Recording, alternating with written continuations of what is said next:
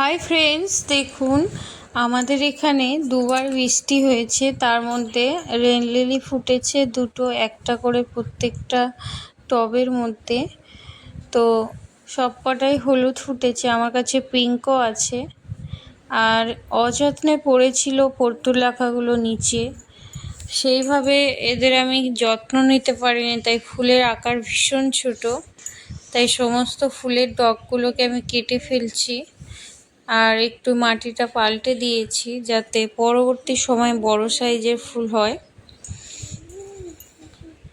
বন্ধুরা, গরমে তো বাগান ভরিয়ে রাখে পর্তুলাকা। অন্যান্য বছর এই সময় আমার ফুলে ভরে থাকতো, এবছর একটু লেট।